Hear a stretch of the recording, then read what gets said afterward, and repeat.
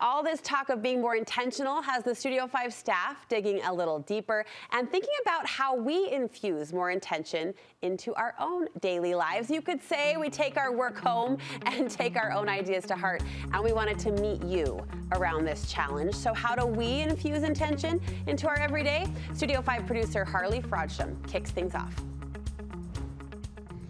One way I infuse intention into the everyday is I don't have Instagram on my phone. Now, I'm not saying that I don't have Instagram or social media at all. I still get on Instagram daily, but I get on it through a browser. So I only log into Instagram if I'm on my work computer or my laptop. I don't log on my phone. And this has been so helpful for me personally because my phone is with me 24/7. I'm not always by my work desktop or my laptop at home, so I only get on for a purpose. When I want to connect with family, be in the know, see what's going on in the world, I'm hopping on, and I still am connected, but I'm not just mindlessly scrolling. So this has opened up a lot more room in my life for other things that potentially bring more meaning into my life. I've done this for about a year now. It's practical, and it has truly changed my life, and I mean that. So I actually really love this word intention.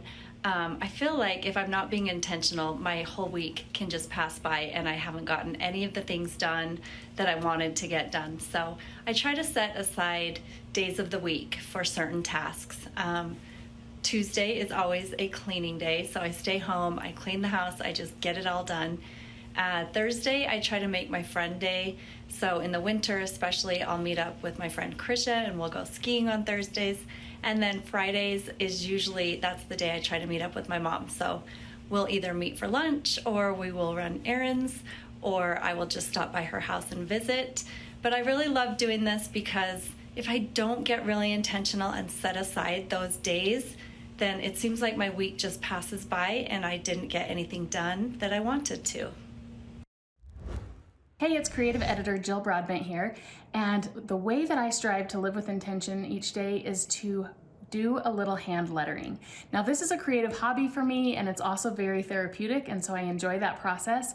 But what I find is that I look for things along the way each day. Maybe it's a quote I saw on social media, or a scripture that I read, or something I heard in a podcast, and I try to take that little nugget of information and I write it out at night. I find that whether it's in the creative form or just the physical act of writing something out, that it really helps to cement it in my heart, to keep it front of mind, and when it's something important like that, then it helps me to remember it more and be more present with those words.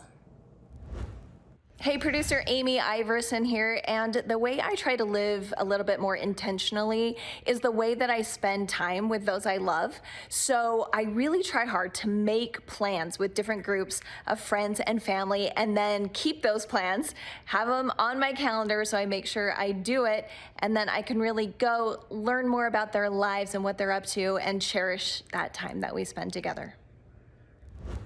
One way that I try to live intentionally is by taking care of my husband the same way that he takes care of me every single day when he gets up and goes to work.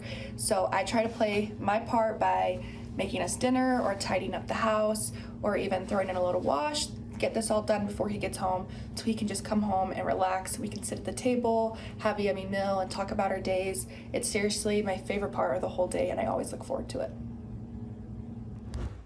Each night before I go to bed, I take a second to write one line in a special journal that sits on my nightstand.